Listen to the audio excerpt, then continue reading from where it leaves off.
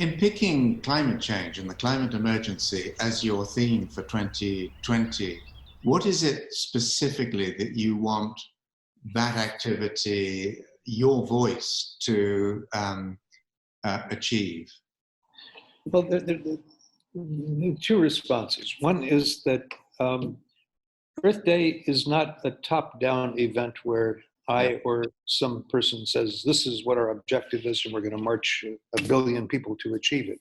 Rather, we set themes and try and nudge various groups who are all self-funded and self-motivated around the world to join in them.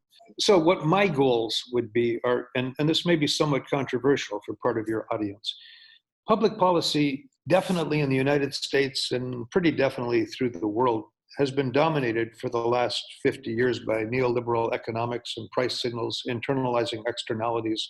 What should the price of carbon be?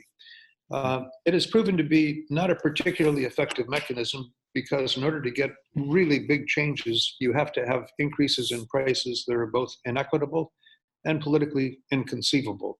Mm-hmm. And so it leads to things like the Yellow Jacket protests in France and other, pretty progressive parts of the United States have rejected a $15 a ton price on carbon, which is negligible.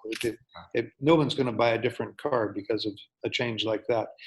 So what I would aspire toward in the years immediately ahead is something that's much closer attached to what is summarized in this brief 4-page document as the Green New Deal in the United States, taking advantage of major federal subsidies, procurement efforts, to do things akin to what China did with regard to solar energy, where it simply set a goal and said, we are going to go from producing no solar panels to producing more solar panels at a cheaper cost than the rest of the world combined in 10 years, and got that done.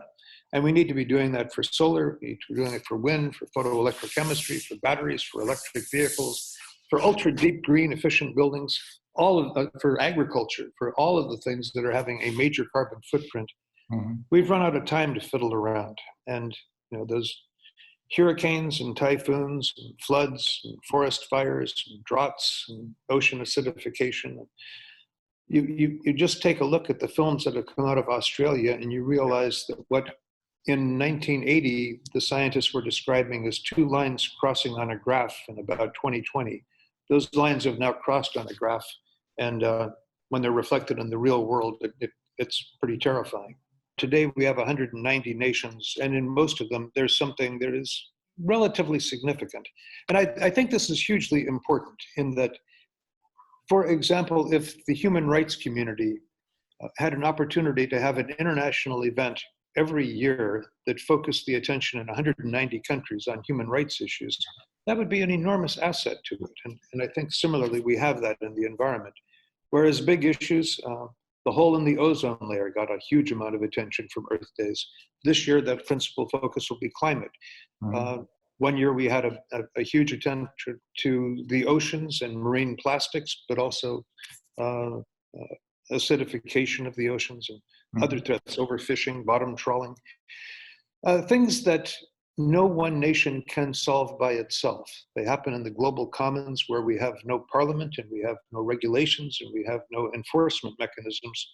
And that's the huge challenge for our children, is to figure out how, for these planetary threats, we're going to be able to address them as effectively as many countries have with individual threats.